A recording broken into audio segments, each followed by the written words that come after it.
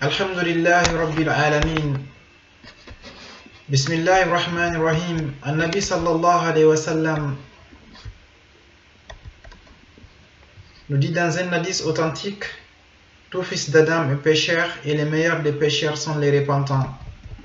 Nous avons tous des défauts, nous sommes sur cette terre dans un chantier en personne. Parmi nous n'est l'incarnation de la perfection ni sur les plans religieux, ni sur les plans psychologiques, ni sur les plans émotionnels.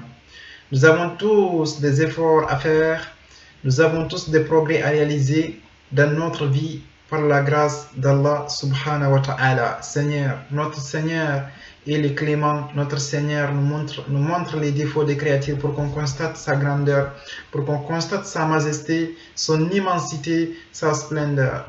Les grands savants At-Tantawi rahimahullah, un savant contemporain, disait dans une parole magnifique: tu fais 99 choses dans la vie, tu commets une seule erreur. On oublie les 99 choses que tu as fait, les 99 belles choses que tu as fait, mais on se rappellera uniquement de l'erreur. Ça, c'est les êtres humains, ça c'est les humains. Tu fais 99 erreurs dans ta vie, tu accomplis une bonne chose, on effacera les 99 erreurs et on maintiendra la belle chose que tu as fait. Ça, c'est Allah, le Seigneur des humains.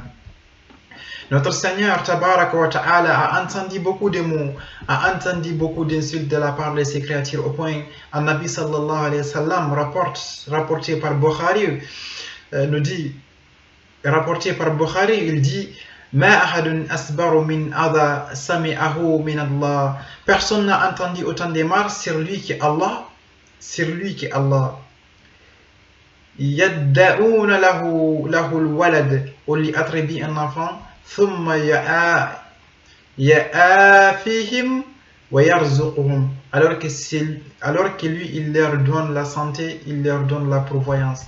Imam Maqdisi, Ibn Omar wa Maqdisi rahimahullah, nous relate une parole de Moussa alayhi salam. Il dit, Moussa alayhi salam a dit à son Seigneur: Ya Rabbi, inna nasa yaquluna fiyya ma laysa fiyya.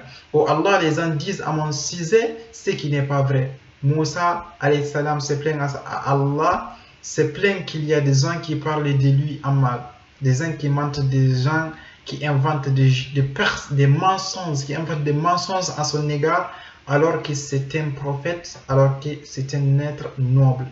Il fait partie des meilleurs prophètes. Il a reçu la Taurat, il a parlé directement à Allah Tabaraka wa Ta'ala sans intermédiaire interposé. Il est dit: Ya Allah, les gens disent à mon sujet ce qui n'est pas vrai. Il voulait une solution. Moussa alayhi salam, il voulait une solution, il voulait que cela cesse, que cela s'arrête. Allah Tabaraka wa Ta'ala lui répond, lui dit: Ya Moussa, inni lam aj'al zalika li nafsi, fa kayfa aj'alu li ghayri. Ya Moussa, je n'ai même pas accordé cela à moi-même, comment vais-je l'accorder autrui? Une parole qui mériterait beaucoup de méditation, qui mériterait beaucoup de réflexion. Nous devons faire preuve d'analyse, nous devons faire preuve de critique, mais moi j'aimerais vous parler dans cette vidéo sur une problématique majeure et énorme, c'est le fait de parler sur les gens. Malheureusement, on peut dire presque personne parmi nous n'a été à l'abri, sauf vraiment des gens rares, sauf vraiment des gens nobles, des gens illustres, des gens qu'Allah a sélectionnés, comme ce fut le cas par exemple du grand savant Bukhari rahimahullah. Zahabi dit à son sujet, il relate une hadith, il a dit: Inni arju an alqallaha wa lam aghtab ahada. Il dit: j'ai espoir de rencontrer Allah alors que je n'ai jamais parlé en mal à propos de quelqu'un. Zahabi, lorsqu'il fait les commentaires de cette hadith, il dit: Sadaqa rahimahullah, parce que celui qui analyse les propos de Bukhari, qui était un savant de hadith, qui était souvent amené à critiquer les rapporteurs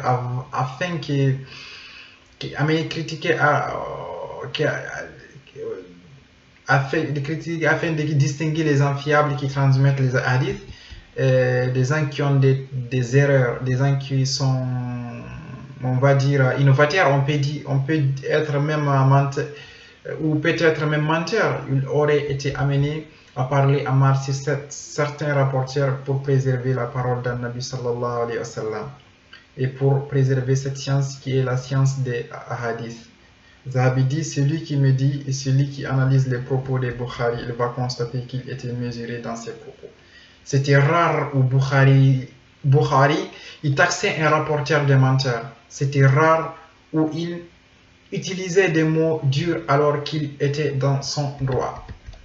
Puisque l'objectif c'est de préserver la parole d'un Nabi sallallahu alayhi wa sallam, mais Bukhari choisissait des mots plus tendres, plus doux, des mots qui vont donner l'essentiel, qui vont donner l'état de ces rapporteurs, qui n'est pas fiable et qu'on ne doit pas accepter les hadiths de sa part. Mais en même temps, il préserve son honneur parce qu'il avait peur de tomber dans la médisance. Il avait peur de tomber dans la médisance parce que la médisance fait partie parmi les grands péchés. Un Nabi sallallahu alayhi wa sallam, il nous dit Al-ghibatu dhikru aghaka ma yaqra. La médisance, c'est le fait de parler sur ton frère de ce qu'il déteste. Alors la question se pose, c'est comment se repentir la médisance. Il faut savoir qu'il y a eu un long débat entre les savants